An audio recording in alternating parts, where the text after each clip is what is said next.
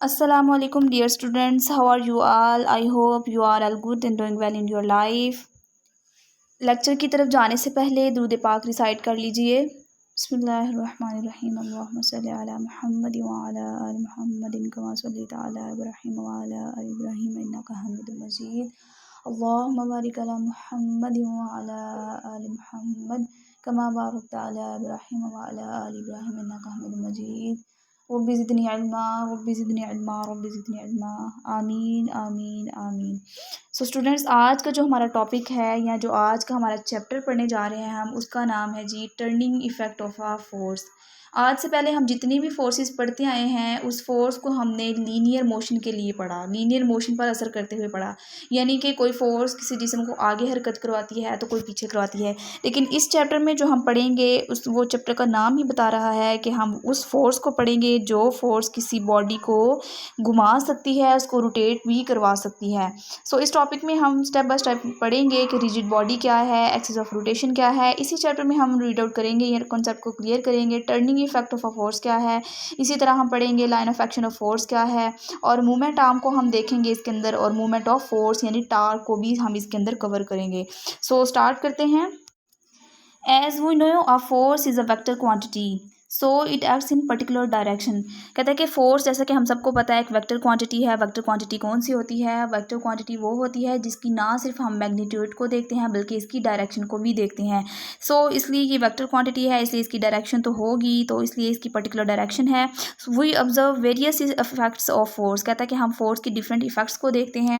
यानी कभी हम देख रहे होते हैं कि फ़ोर्स जो है किसी जिस्म को मूव करवा रही है, कभी हम देखते हैं कि किसी की फ़ोर्स जो है वो किसी बॉडी की स्पीड को कम करवा रही है, कभी हम देखते हैं कि फ़ोर्स जो है किसी चीज़ किसी बॉडी की जो उसकी शेप है उसको चेंज कर रही है या उस बॉडी के एंगल को चेंज कर रही है। सो हम फोर्सेस के डिफरेंट इफ़ेक्ट्स को देख रहे होते हैं किसी भी जिस्म पर या किसी भी बॉडी पर, किसी भी ऑब्जेक्ट पर हम इसके डिफरेंट जो एस्पेक्ट्स हैं उसको देख रहे होते हैं।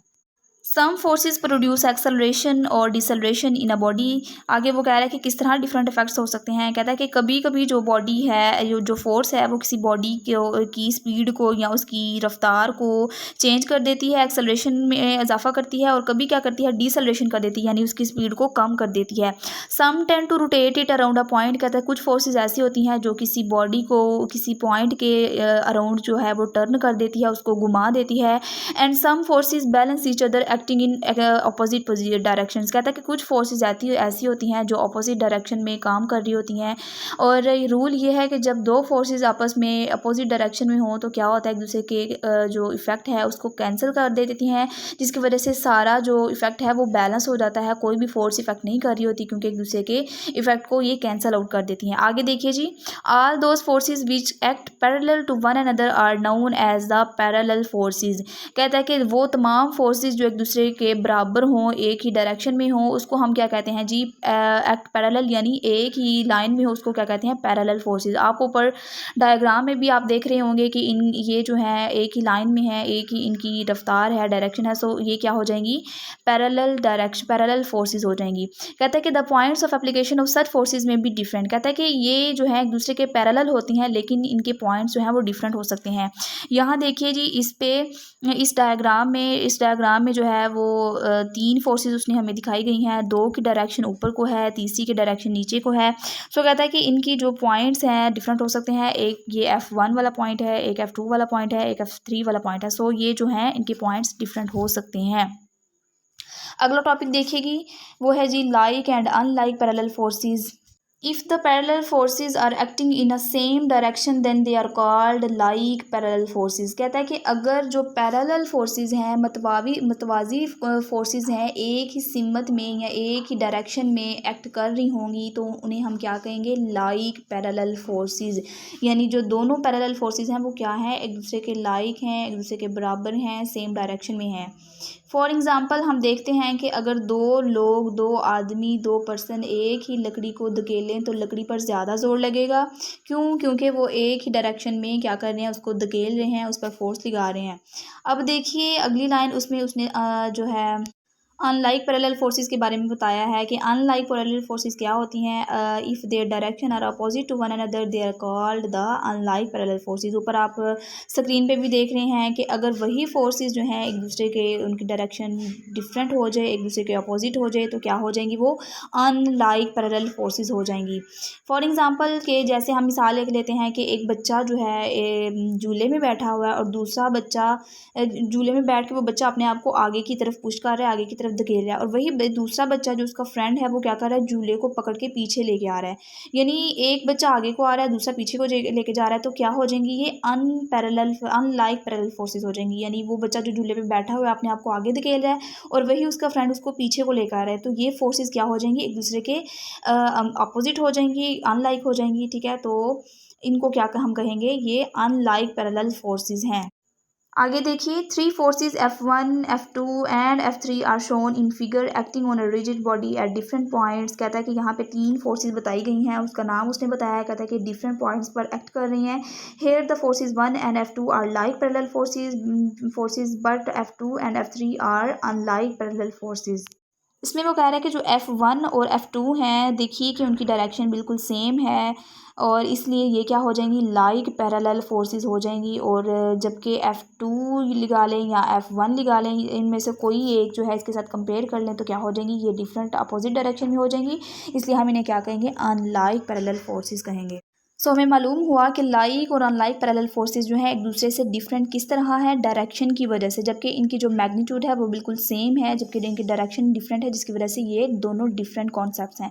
अब आगे देखते हैं, हम देख लेते हैं कि फोर्सेस की एडिशन किस तरह से होती है। कहता है कि जिस तरह इन चैप्टर 2, जिस तरह हमने चैप्टर 2 में पढ़ा था, we have learned about vectors, हमने वेक्टर्स के बारे में पढ़ा था, एंड देयर रिप्रेजेंटेशन, उनकी रिप्रेजेंटेशन कैसे करते हैं, उनको किस तरह से रिप्रेजेंट करते हैं, वो हमने जो है चैप्टर 2 में पढ़ लिया था। Remember that the resultant is the same for any order of addition of vectors. कहते हैं कि हम वेक्टर जो है इसको किसी भी तरतीब से ऐड कर सकते हैं, जबकि इनका जो रिजल्टेंट है, जो इनका नतीजा है, जो इनका एडअप है, हमेशा एक ही जैसा रहता है। इसका मतलब क्या है, कहता है कि चाहे हम वेक्टर ए को वेक्टर बी के साथ ऐड कर लें या हम वेक्टर बी को ए के साथ ऐड कर लें, दोनों सूरतों में क्या आएगा, आंसर एक ही आएगा, रिजल्टेंट एक ही आएगा।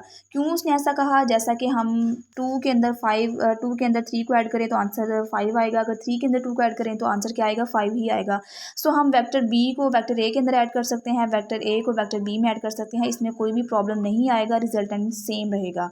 आगे कहता है as forces are vectors, so forces can also be added by head to tail rule.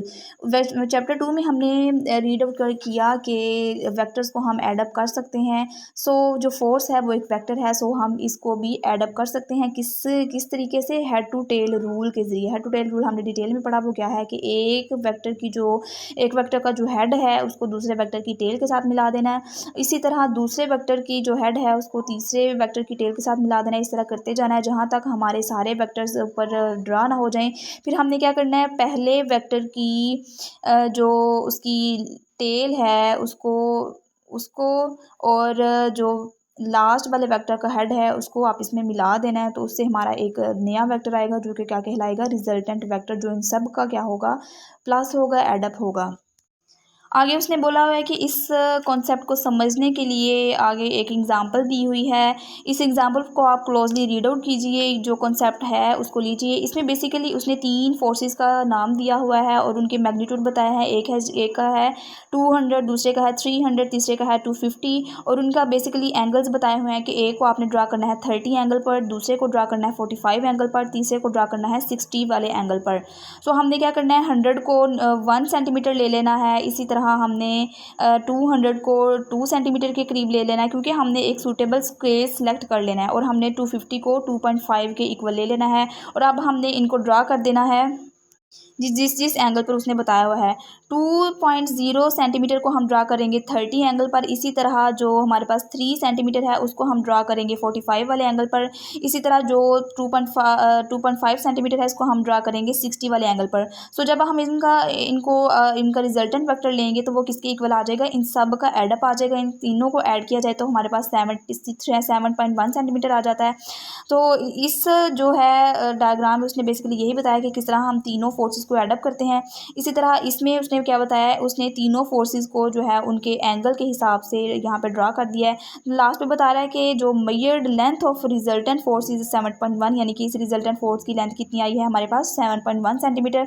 According to the selecting scale magnitude of the resultant force F is 710 newton and direction is at an angle 43 with axis. कहता है कि जब हमने ऊपर देखा था कि हमने स्केल क्या सिलेक्ट किया है कि 100 न्यूटन बराबर होगा 1 सेंटीमीटर के। सो हमारे पास आंसर आया है 7.1 सेंटीमीटर। तो जब 7.1 को हम मल्टीप्लाई करेंगे 100 के साथ तो हमारे पास आंसर आ जाएगा जी 710 न्यूटन। ठीक है, तो इसलिए कहता है कि फोर्स कितनी है 710 न्यूटन की फोर्स है और उसकी डायरेक्शन क्या है। अब देखिए कि हमने जो ये रिजल्टेंट वेक्टर है उसका हमने एंगल ड्रा करना है इस एक्स एक्सिस के साथ। तो वो एंगल जब हम ड्रा करेंगे तो वो कितना आएगा 43 एंगल आएगा। तो इसलिए हमने कहा कि जो इसका रिजल्टेंट फोर्स है वो कितना है 710 है न्यूटन की फोर्स है। किस एंगल पे लगी है 43, वो हमने कैसे मालूम किया अभी मैंने आपको बताया। तो वो 43 वाले एंगल पे कितनी फोर्स लगेगी 710 न्यूटन की फोर्स लगेगी। सो इस तरह हमने फोर्सेस को एडअप करना है। ठीक है, एक की हेड पे दूसरे की टेल आनी चाहिए, दूसरे की हेड पे तीसरी की टेल आनी चाहिए, फिर इनका एक रिजल्टेंट वेक्टर लेना है, फिर उसको एडअप करके हमने बता देना है कि फोर्स का इतना ही फोर्स की इतनी मैग्नीट्यूड है और इतनी जो है एंगल पे लगी है फोर्स। सो एग्जांपल हमने देख लिया, अब हम अगला जो है टॉपिक उसको स्टडी कर लेते हैं। अगला टॉपिक जो है हमारे पास वो है turning effect of a force, जो कि इस चैप्टर का नाम भी है। इसमें वो बयान करेगा कि किस तरह फोर्स जो है वो किसी बॉडी को रोटेट करवा सकती है, उसको टर्न करवा सकती है, उसके घुमा सकती है। इसमें हम ये रीड आउट करेंगे। तो चलिए स्टार्ट करते हैं। We have learn so far that a net force affects the linear motion of an object by causing it to accelerate. हमने अब तक जो पढ़ा है उसमें ये कि जब हम किसी जिस्म पर फोर्स लगाते हैं तो इसकी सीधी जो मूवमेंट है वो बदल जाती है और जिस्म को एक्सेलरेट करवा देती है या उसको डीसेलेरेट करवा देती है या उसकी स्पीड को बढ़ा देती है।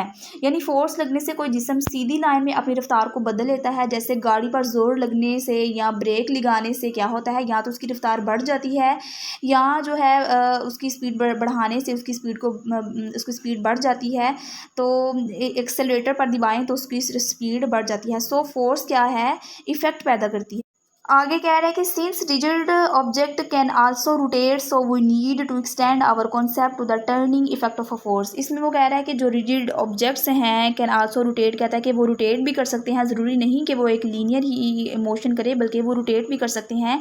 सो वी नीड, इस कहता है कि इसीलिए हमें ज़रूरत है कि हम अपना जो कॉन्सेप्ट है उसको इतना वास्ट करें कि हम ये भी समझ सकें कि किस तरह एक बॉडी, एक रिजिड बॉडी किस तरह रोटेट कर सकती है, किस तरह एक फोर्स जो है वो एक बॉडी को रोटेट भी करवा सकती है, किस तरह वो अपना इफेक्ट करती है किसी बॉडी को रोटेट करवाने में।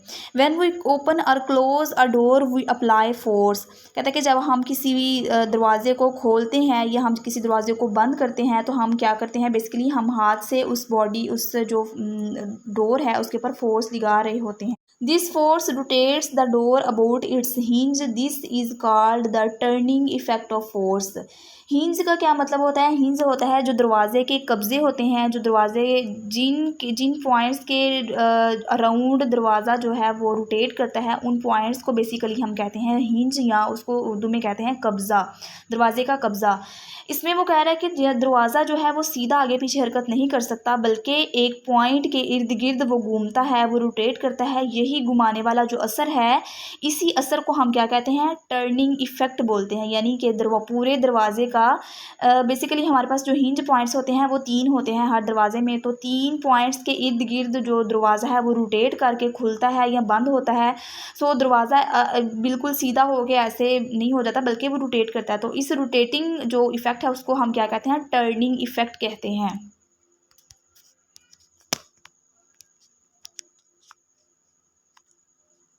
सिमिलरली वो use turning effect to force when we open or close a water tap. अब उसने यहाँ पे दूसरी एग्जांपल दी है कि जब हम पानी की टूटी को खोलते हैं या बंद करते हैं तो तब भी ये फोर्स इफेक्ट करती है। अब पानी की टूटी को जब हम खोलते हैं या बंद करते हैं तो देखिएगा, आपने देखा होगा, गौर किया होगा कि जो उसका ऊपर वाला टैप हो वो बिल्कुल रोटेट कर रहा होता है। क्या एक लीनियर मोशन नहीं उसकी हो रही होती, सीधी नहीं हो रही थी बल्कि रोटेटरी मोशन हो रही होती है। सो यहाँ पर भी जो रोटेटरी इफेक्ट है वो अप्लाई हो रहा होता है।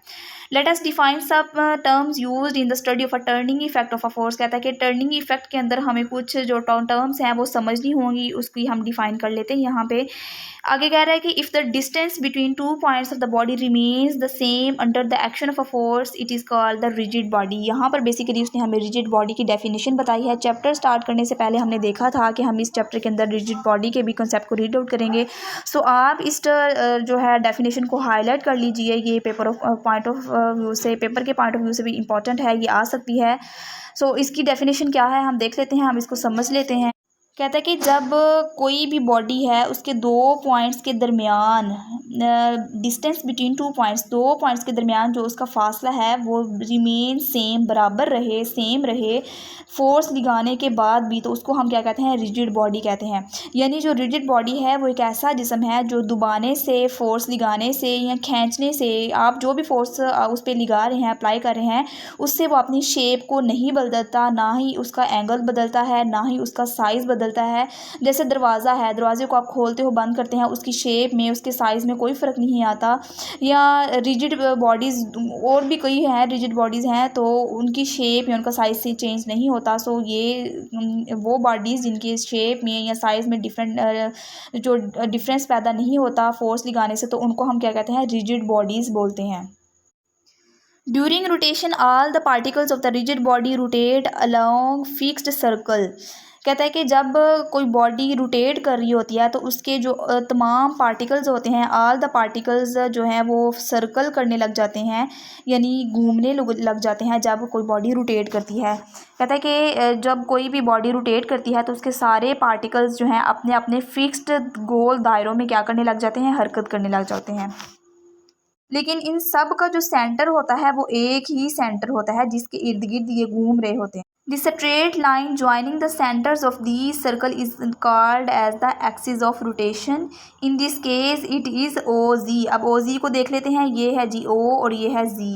देखिए कि ये जो पार्टिकल्स हैं ये इस तरह से घूम रहे हैं और ये इस तरह से घूम रहे हैं। अब जो इनके जो सेंटर वाले जो पॉइंट्स हैं उनको मिलाने वाली लाइन कौन सी है, और जी वाली लाइन है, और इस लाइन को हम क्या कहते हैं, ये क्या है, axis of rotation. So axis of rotation की डेफिनेशन को हाईलाइट कर लीजिए कि द स्ट्रेट लाइन, एक सीधी लाइन ज्वाइनिंग जो जोड़ती है द सेंटर्स, उनके मराकज़ को of these circles, in circles के जो सेंटर वाले पॉइंट्स हैं उनको जोड़ती है, उसे क्या कहते हैं, axis of rotation. To observe the turning effect of a force let us perform an activity. यहाँ पे एक एक्टिविटी दी हुई है, आप इसको क्लोजली रीड आउट कर लीजिए, ये एक ऑप्शनल थिंग है, आप इसको अच्छे से रीड करें और समझें कि इसके अंदर क्या है, ये आपका खुद अपना होमवर्क है। आगे देखिए, you will see that the seesaw tilts to the opposite direction and the lighter child moves down. इसमें वो बेसिकली ऊपर वाले जो एक्टिविटी है उसके रिलेटेड चीज़ें बता रहा है कि कहता है कि जो सीसा है या जो झूला है हमारा वो अपोजिट साइड पे झुक जाता है। टिल्ट का मानी होता है झुक जाना,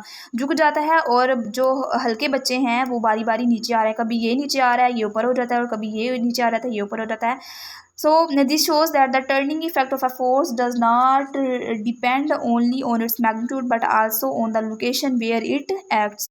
इसमें देखिए कि वो कह रहा है कि जो टर्निंग इफेक्ट है वो डिपेंड नहीं करता सिर्फ फोर्स की मैग्नीट्यूड पर, यानी फोर्स कितनी लग रही है, उसकी मैग्नीट्यूड क्या है, उसकी मिकदार क्या है। कहता है कि टर्निंग इफेक्ट इस पे डिपेंड नहीं करता, बल्कि ये इस बात पे भी डिपेंड करता है कि फोर्स लग कहाँ पे रही है। अब ये देखें कि ये बच्चा एक साइड पे होकर बैठा है और ये बच्चा जो है ये बिल्कुल थोड़ा सा इधर होकर बैठा है। सो यहाँ पे इसका फासला देख लीजिए और इसका फासला देख लीजिए, ये थोड़ा करीब होकर बैठा है, ये दूर होकर बैठा है।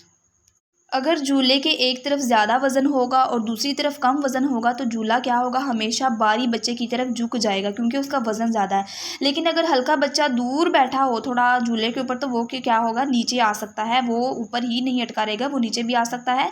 सो इस बात को समझा जाता है कि सिर्फ वज़न नहीं बल्कि बैठने की जो जगह है, यानी जहाँ पर फोर्स लग रही है वो भी क्या है, इंपॉर्टेंट है, समझना इसको भी ज़रूरी होगा। सिर्फ ये नहीं देखना कि कितनी फोर्स लग रही है बल्कि फोर्स कहाँ पे लग रही है ये भी मैटर करता है। सो बेसिकली ये लाइन हमें क्या बता रही है, ये हमें बता रही है कि ये नहीं देखना कि फ़ोर्स कितनी लग रही है बल्कि ये भी देखना है कि फ़ोर्स लग कहाँ पे रही है, ये ज़्यादा अहम है। फॉर एग्जांपल अगर दरवाजे को कब्जे के पास धक्का लगाओ तो मुश्किल से खुलेगा, ठीक है, कब्जे के पास धक्का लगाओ जाओ तो वो मुश्किल से खुलेगा। लेकिन अगर आप हैंडल पे इस तरह थोड़ा सा फोर्स लगाओगे तो दरवाज़ा इजीली खुल जाएगा। सो उसकी जो फोर्स की मैग्नीट्यूड बिल्कुल डिपेंड नहीं करते। आप देखो कब्जे को आप मारी जाओ, धक्के मारी जाओ तो क्या खुल जाएगा? बिल्कुल भी नहीं खुलेगा जब तक आप उसको आराम से हैंडल से पकड़ के नहीं खोलोगे। सो फोर्स की जो मिकदार है वो डिपेंड नहीं कर रही होती, बल्कि जो फोर्स का जो उसकी लोकेशन है या फोर्स कहाँ पे लगाई जा रही है वो ज़्यादा डिपेंड कर रहा होता है। आगे देखिए, therefore we can say that the greater the force the greater it is its turning effect. कहता है कि जितनी आप ज़्यादा फोर्स लगाओगे उतना टर्निंग इफेक्ट ज़्यादा होगा। मतलब अगर आपको गुस्सा चढ़ा हुआ है और आपके अंदर इतनी एनर्जी आ गई, आप ज़्यादा फोर्सफुली होकर दरवाज़ा ऐसे फोर्सली खुलेंगे, हैंडल को पकड़ के ऐसे करेंगे तो दरवाज़ा फट से खुल जाएगा, बनिस्बत उसके कि आप नींद से उठ के आएँ और आपके अंदर एनर्जी बिल्कुल भी ना हो और आप आहिस्ता आहिस्ता ढीले ढीले आके दरवाज़ा खोले तो दरवाज़ा थोड़ा आहिस्ता स्लोली खुलेगा। इसी तरह अगर आप जो पानी वाली टूटी का जो ऊपर वाला टैप है, अगर आप उसको आहिस्ता से खोलेंगे स्लो मोशन के साथ या स्लो एनर्जी के साथ तो क्या होगा, टूटी आहिस्ता आहिस्ता खुलेगी और ज़्यादा टाइम लेगी। पर इसमें इसके कि अगर आप ज़्यादा फोर्सफुली इसको बिल्कुल ज़ोर से घुमाएंगे तो वो इजीली खुल जाएगी। सो टर्निंग इफेक्ट जो है वो फोर्स पे भी क्या डिपेंड कर रहा होता है। आगे देखिए, moreover the large the perpendicular distance of the force from the axis of rotation the greater is its turning effect.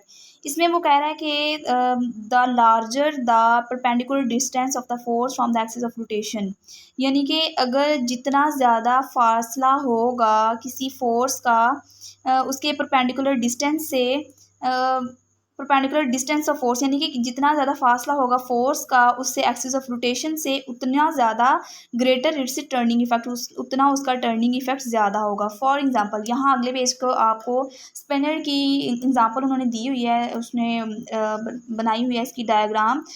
उसका अगर नेट जो है, नेट के करीब से अगर हम उसको पकड़ेंगे पॉइंट ए से तो क्या होगा, हमें नेट को खोलने के लिए ज़्यादा फोर्स लगानी पड़ेगी बनिस्बत इसके कि अगर हम नेट को बी पॉइंट से पकड़ते हैं, दूर से पकड़ते हैं, तो उससे हमें कम जोर लगाना पड़ेगा। तो यही जो डिस्टेंस होता है ये मूवमेंट आर्म बनाता है, यानी मूवमेंट आर्म यहाँ से बनता है। अगर हम ए पॉइंट से पकड़ेंगे तो हमें ज़्यादा फोर्स लगानी पड़ेगी, अगर हम बी पॉइंट से पकड़ेंगे तो हमें कम फोर्स लगानी पड़ेगी। सो इसीलिए जो दरवाजे के जो ये नट हैं या जो दरवाजे के हिंज लगे होते हैं ये दरवाजे के हैंडल से बहुत दूर लगाए जाते हैं, ताकि जितना ज़्यादा डिस्टेंस ज़्यादा होगा उतनी हमें फोर्स कम लगानी पड़ेगी। तो आगे देखिए, आगे उसने हमें एक्शन ऑफ फोर्स की डेफिनेशन बताई हुई है। कहता है कि the line along which the force is acts is called the line of action of the force. कहता है कि फोर्स जिस सीधी लाइन में लगती है ना, जिस सीधी लाइन पे लगती है फोर्स, उसको उस लाइन को क्या कहते हैं, line of action of the force. यानी इसमें कह रहे हैं कि फोर्स हमेशा एक सीधी लाइन में लगती है, एक प्रॉपर उसकी एक सीधी स्ट्रेट लाइन होती है और उस लाइन को हम क्या कहते हैं, line of action of force. आगे देखिए, the perpendicular distance of the line of the action of a force from the axis of rotation is known at the movement arm of the force or simply movement arm. Movement arm of force भी कह सकते हैं इसको, जब paper में आ सकता है कि movement arm of the force लिखें या इस तरह आ सकता है कि मूवमेंट आर्म लिखें। तो ये दोनों चीज़ें जो दोनों नाम है एक ही चीज़ का नाम है। अब हम इसके वो कॉन्सेप्ट देख लेते हैं कि है क्या। इसमें वो कह रहा है कि एक्सिस से, एक्सिस ऑफ रोटेशन से, यानी जिस पॉइंट के इर्द गिर्द बॉडी रोटेट कर रही है उससे फोर्स की लाइन तक का जो अमूदी फासला होता है, परपेंडिकुलर डिस्टेंस होता है, उसको हम क्या कहते हैं, मूवमेंट आर्म कहते हैं। फॉर एग्जांपल आप जब दरवाजे के हैंडल को अपनी जानिब खींच कर खोलते हैं तो फोर्स कैसे लग रही है, आपकी तरफ लग रही है, यानी इस तरफ लग रही है। और जो एक्सिस ऑफ रोटेशन क्या है, वो दरवाजे के हिंज की तरफ है। सो ये क्या है, एक परपेंडिकुलर डिस्टेंस बन जाता है। ये परपेंडिकुलर डिस्टेंस ज़्यादा है। अगर जैसे जैसे हम हिंज की तरफ जाते जाएंगे वो क्या होगा, फासला कम होता जाएगा। इसलिए जो हिंज है वो दूर रखे जाते हैं हैंडल से ताकि मूवमेंट आर्म ज़्यादा हो। और देखिए कि अगर मूवमेंट आर्म ज़्यादा होगा तो हमें फोर्स कम लगानी पड़ेगी और हमारा काम जल्दी हो जाएगा। इसीलिए जो हिंज हैं वो दरवाजे के दूर रखे जाते हैं। आगे वो कह रहे हैं the movement arms of both the children are shown in the figure. कहता है कि दोनों जो बच्चे हैं उनका मूवमेंट आर्म भी दिखाया गया है। अब ये देखिए जो पिवट पॉइंट है ये हमारे पास क्या है, बेसिकली ये है एक्सिस ऑफ रोटेशन, यानी जिस पॉइंट के इर्द गिर्द बॉडी रोटेट कर रही है। ये जो हमारे पास ये जो झूला है या ये जो सीसा है ये इस पॉइंट के इर्द गिर्द रोटेट कर रहा है। अब देखिए ये बच्चा यहाँ पे बैठा हुआ है, ये बच्चा यहाँ पे बैठा हुआ है, ये यहाँ से नीचे को पुश करेगा अपने आप को, यानी फोर्स यहाँ से लग रही होगी और यहाँ से फोर्स लग रही है। अब यहाँ से देखिए कि line of action of force तो ये है ना, यानी जिस लाइन पे फोर्स लग रही है यहाँ से एक्शन जो है हमारे पास एक्सिस ऑफ रोटेशन तक का फासला ये है, ठीक है। ये परपेंडिकुलर वो है, परपेंडिकुलर डिस्टेंस है, इसको हम मोमेंट आर्म भी कहेंगे। मोमेंट आर्म ये है और इतना ये है। जिस बॉडी का मोमेंट आर्म ज़्यादा होगा वहाँ पे फोर्स ज़्यादा लग रही होगी। अब ये देखिए कि ये बच्चा जो है ये ज़्यादा जल्दी नीचे हो जाएगा, क्यों? क्योंकि इसका मोमेंट आर्म ज़्यादा है बनिस्बत इस बच्चे के जो करीब से होकर बैठा है, ठीक है। जो बच्चा ज़्यादा दूर बैठा होगा शीशा पे वो ज़्यादा जल्दी नीचे झुक जाएगा बनिस्बत इसके, ये ऊपर ही खड़ा रहेगा ज़्यादा टाइम। इसलिए जो मूवमेंट आर्म है ज़्यादा होगा तो फिर ही बॉडी जो है जल्दी मूव करेगी या फोर्स पर उसका असर ज़्यादा होगा। आगे देखिए there are many other examples to observe the turning or rotational effect of a force. कहता है और भी बहुत ज़्यादा एग्जांपल्स हम डेली लाइफ में भी हम जो है इमेजिन करते हैं या हम नोटिस में आती हैं हमारी। It is harder to open a door by pushing it at the point closer to the hinge as compare to push it at the handle. वही बात जो हमने पहले रिपीट की कि अगर हम हिंज के करीब फोर्स लगाते रहेंगे तो क्या उससे दरवाज़ा खुलेगा? कभी भी नहीं खुलेगा। अगर हम कब्जे के इर्द गिर्द फोर्स लगाते रहे तो वो पागलों वाली बात होगी, दरवाज़ा वहाँ से तो नहीं ना खुलेगा। बनिस्बत इसके कि अगर हम हैंडल को खुल जाएगा वहाँ से, लेकिन मुश्किल से खुलेगा। बनिस्बत उसके कि अगर हम हैंडल से दरवाजे को आराम से खोले, थोड़ी सी फोर्स लगाने से दरवाज़ा खुल जाएगा। जो हमारा डिस्टेंस है, मूवमेंट आर्म है, वो डिपेंड कर रहा है। अगर डिस्टेंस ज़्यादा होगा तो फोर्स कम लगानी पड़ेगी, काम जल्दी हो जाएगा। बनिस्बत उसके कि अगर डिस्टेंस बिल्कुल कम होगा और हम फोर्स लगाते रहेंगे तो काम नहीं होगा या लेट होगा।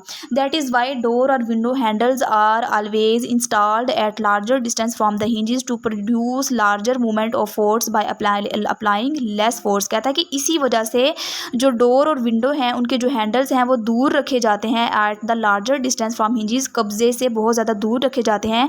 क्यों? क्योंकि लार्जर अमाउंट ऑफ फोर्स पैदा करने के लिए जो है इनके हिंजेस तो दूर रखे जाते हैं। This makes the door be open or close more easier. कहता है कि इससे क्या होता है, हमारे पास जो दरवाजे हैं या जो विंडोज़ हैं वो खोलने और बंद करने ईजी हो जाते हैं।